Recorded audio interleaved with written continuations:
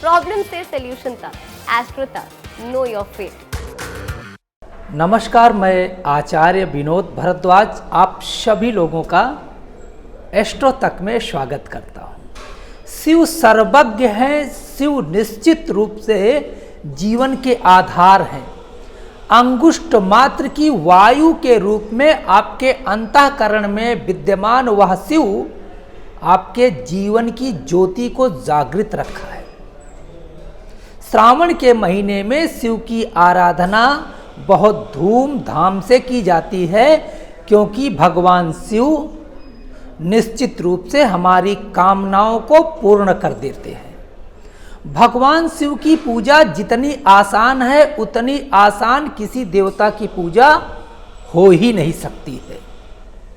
इसीलिए हर भक्त पत्र, पुष्प, भांग, धतूरा, दूध, दही, घी, शहद आदि लेकर के हर हर बम बम का उच्चारण करते हुए पूरी श्रद्धा के साथ भगवान शिव की पूजा संपन्न करता है।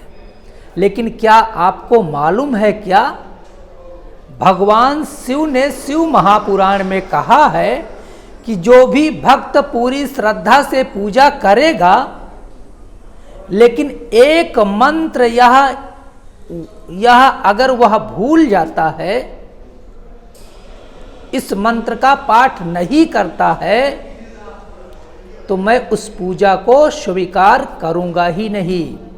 जी हाँ, और ये वृत्तांत आता है दक्ष की यज्ञ में। जब दक्ष की यज्ञ में माता सती पहुंचती हैं यज्ञशाला में, तो निश्चित रूप से दक्ष का स्वभाव देख करके माता सती हवन कुंड में कूद जाती हैं। वीरभद्र को भगवान शिव प्रकट करते हैं। वीरभद्र जाकर के दक्ष प्रजापति का सर काट देते हैं। भगवान शिव दुखी होकर के दक्ष के उस यज्ञ में पहुंच जाते हैं।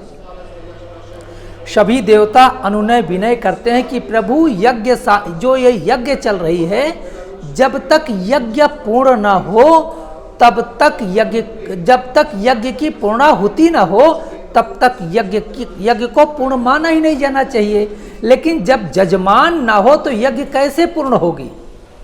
इस ऐड को स्किप करना तो बहुत मुश्किल है, पर लाइफ की प्रॉब्लम्स का सोल्यूशन ढूंढना आसान। प्रॉब्लम से सोल्यूशन तक, एस्ट्रो तक, नो योर फेट।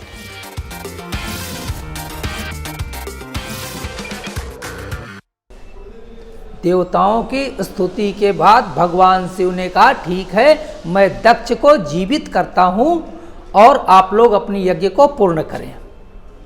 एक बकरे का सर था, दक्ष प्रजापति के सर पे रख दिया जाता है और दक्ष प्रजापति का सर बकरे का हो जाता है।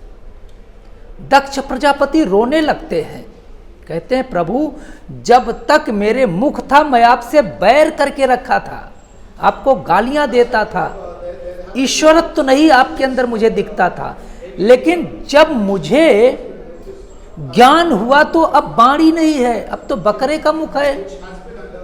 भगवान शिव प्रसन्न होते हैं, कहते हैं दक्ष प्रजापति, जिस भाषा में तुम मेरी आराधना करोगे ना, वो आराधना सबसे प्रिय होगी मुझे, और जो भी भक्त इस शब्द को बोलेगा, निश्चित रूप से मैं उसकी पूजा का अनंत फल दे दूंगा।